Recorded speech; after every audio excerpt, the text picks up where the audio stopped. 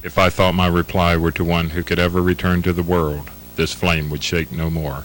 But since, if what I hear is true, none ever did return alive from this depth, I answer you without fear of infamy.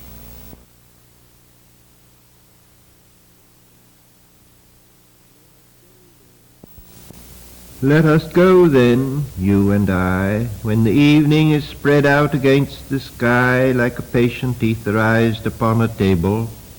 Let us go through certain half-deserted streets, the muttering retreats of restless nights in one-night cheap hotels and sawdust restaurants with oyster shells. Streets that follow like a tedious argument of insidious intent to lead you to an overwhelming question. Oh, do not ask, what is it? Let us go and make our visit. In the room the women come and go, talking of Michelangelo. The yellow fog that rubs its back upon the window panes, the yellow smoke that rubs its muzzle on the window panes, licked its tongue into the corners of the evening, lingered upon the pools that stand in drains, let fall upon its back the soot that falls from chimneys, slipped by the terrace, made a sudden leap, and seeing that it was a soft October night, curled once about the house and fell asleep. And indeed there will be time for the yellow smoke that slides along the street, rubbing its back upon the window panes. There will be time to prepare a face to meet the faces that you meet. There will be time to murder and create, and time for all the works and days of hands that lift and drop a question on your plate. Time for you and time for me, and time yet for 100 indecisions, and for 100 visions and revisions, before the taking of a toast and tea. In the room the women come and go, talking of Michelangelo. And indeed there will be time to wonder, do I dare and do I dare? Time to turn back and descend the stair with a bald spot in the middle of my hair. They will say, how his hair is growing thin. My morning coat, my collar mounting firmly to the chin, my necktie rich and modest, but asserted by a simple pin. They will say, but how his arms and legs are thin.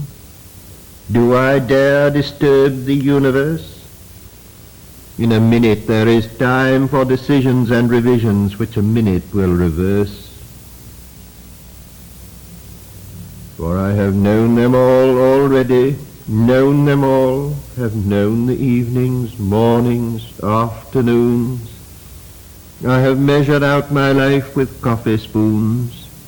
I know the voices dying with a dying fall beneath the music from a farther room. So how should I presume? And I have known the eyes already, known them all, the eyes that fix you in a formulated phrase. And when I am formulated, sprawling on a pin, when I am pinned and wriggling on the wall, then how should I begin to spit out all the butt ends of my days and ways? And how should I presume? And I have known the arms already, known them all, arms that are braceleted and white and bare, but in the lamplight down with light brown hair. Is it perfume from a dress that makes me so digress? Arms that lie along a table or wrap about a shawl. And should I then presume? And how should I begin? Shall I say, I have gone at dusk through narrow streets and watched the smoke that rises from the pipes of lonely men in shirt sleeves, leaning out of windows, I should have been a pair of ragged claws scuttling across the floors of silent seas. And the afternoon, the evening, sleeps so peacefully, smoothed by long fingers, asleep, tired, or it malingers, stretched on the floor here beside you and me. Should I, after tea and cakes and ices, have the strength to force the moment to its crisis? But though I have wept and fasted, wept and prayed, though I have seen my head grown slightly bald, brought in upon a platter, I am no prophet, and here's no great matter. I have seen the moment of my greatness flicker, and I have seen the eternal footman hold my coat and snicker, and in short, I was afraid. And would it have been worth it after all? After the cups, the marmalade, the tea, among the porcelain, among some talk of you and me, would it have been worthwhile to have bitten off the matter with a smile, to have squeezed the universe into a ball, to roll it toward some overwhelming question, to say, I am Lazarus, come from the dead, come back to tell you all, I shall tell you all? If one, settling a pillow by her head, should say, that is not what I meant at all, that is not it at all. And would it have been worth it after all? Would it have been worthwhile after the sunsets and the dooryards and the sprinkled streets, after the novels, after the teacups, after the skirts that trail along the floor, and this and so much more? It is impossible to say just what I mean, but as if a magic lantern threw the nerves in patterns on a screen. Would it have been worthwhile if one, settling a pillow or throwing off a shawl and turning toward the window, should say, that is not it at all, that is not what I meant at all? No, I am not Prince Hamlet, nor was meant to be. Am an attendant lord, one that will do to swell a progress, start a scene or two, advise the prince.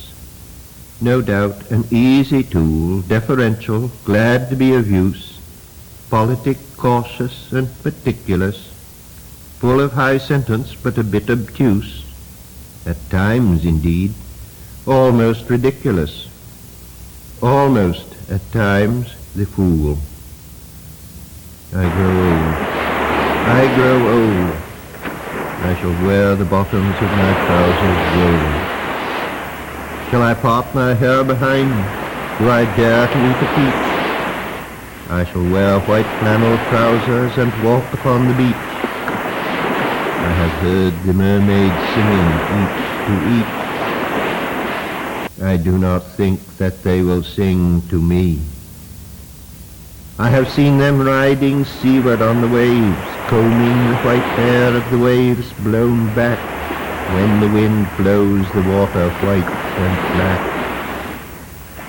We have lingered in the chambers of the sea, by sea-girls wreathed with seaweed red and brown, till human voices wake us and we drown.